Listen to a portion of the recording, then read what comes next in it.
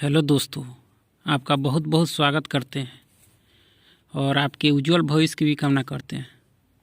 दोस्तों, आज से हम लोग लुसेंट समान ज्ञान संग्रह के कुछ अति महत्वपूर्ण प्रश्नों को शुरू कर रहे हैं और ये टॉपिक वाइज शुरू किया जा रहा है।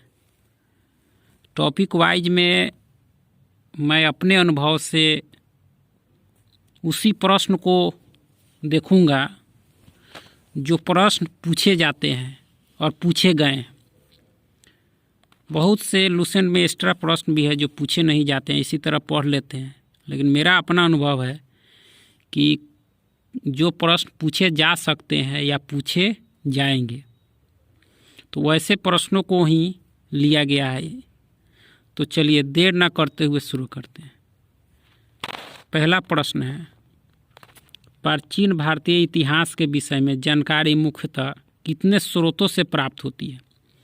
तो यह कितने स्रोतों से प्राप्त होती है? तो यह जो होती है आपके 4 स्रोतों से। कौन कौन? धर्म ग्रंथ, ऐतिहासिक ग्रंथ, विदेशियों का विवरण और पुरातत्व संबंधित साक्ष्य से।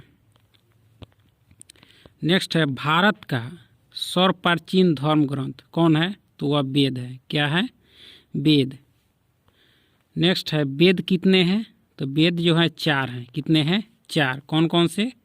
तो ऋग्वेद, यजुर्वेद और सामवेद एवं अथर्ववेद, यानी वेद 4 हैं। वेद कितने हैं? तो 4 हैं। नेक्स्ट है, ऋग्वेद में कितने मंडल, कितने सूक्त और कितने ऋचाएँ हैं?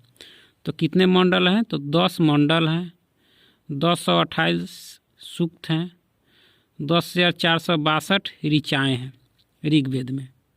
चलिए नेक्स्ट है, वेद में वेद से किसके बारे में जानकारी मिलती है? वेद से किसके बारे में जानकारी मिलती है?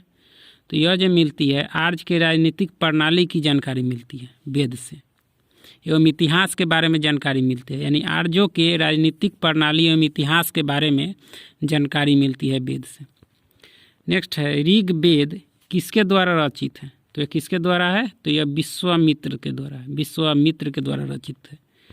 नेक्स्ट है, ऋग्वेद के 3 मंडल में समर्पित है। यानी किसको समर्पित किया गया है?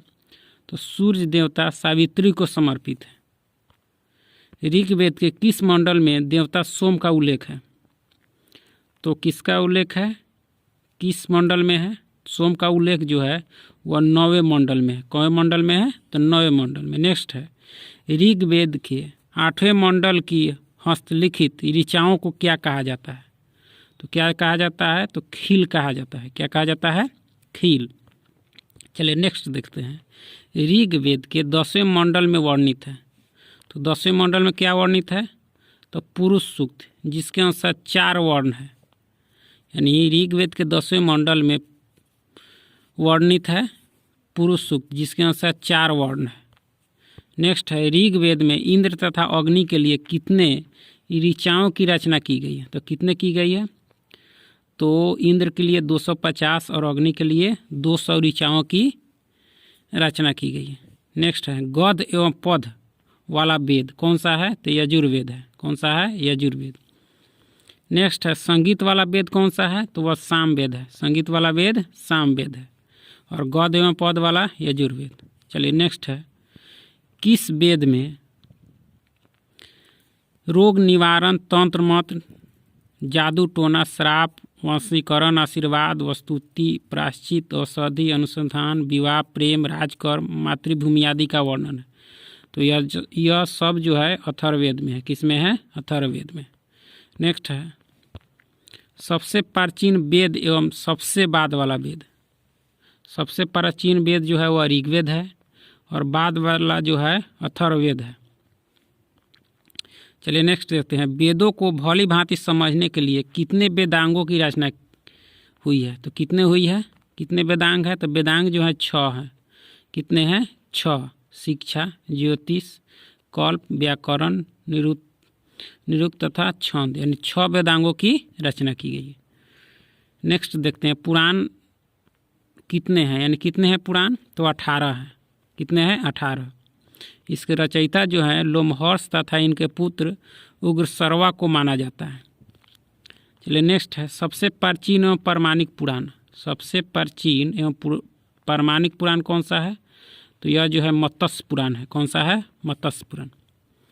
चलिए नेक्स्ट है, शतपथ ब्राह्मण में स्त्री को पुरुष का क्या कहा गया है? तो क्या कहा गया है? तो अर्धांगिनी कहा गया है। क्या कहा गया है? अर्धांगिनी। चलिए नेक्स्ट है, मनुस्मृति किस काल का मानक ग्रंथ है? तो यह जो है शुंग काल का है। किस काल का है? तो यह शुंग काल का है। चलिए नेक्स्ट है, नारद स्मृति किस काल के विषय में जानकारी प्रदान करता है? तो यह जो करता है आपके गुप्त काल के। किस काल के? गुप्त काल के।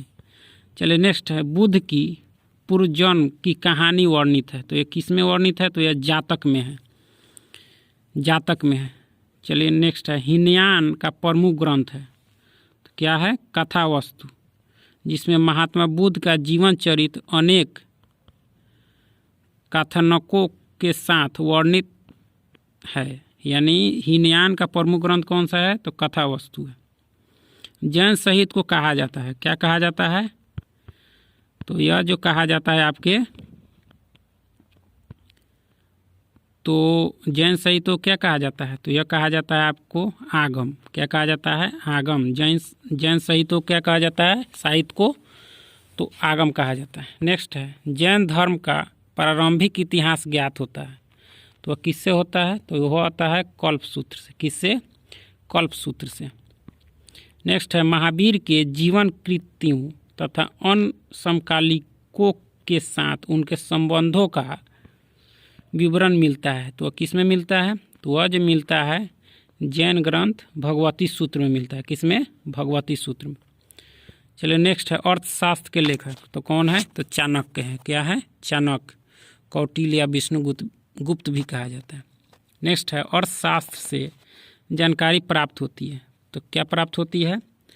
तो मौर्यकालीन इतिहास की जानकारी प्राप्त होती है अर्थशास्त्र। नेक्स्ट है, कल्हण द्वारा रचित पुस्तक है। तो कौन सी पुस्तक है? तो राजतरंगिणी है। कश्मीर के इतिहास से संबंधित है राजतरंगिणी। नेक्स्ट है, अष्टाध्यायी के लेखक तो यह कौन है? पाणिनि है। कौन है?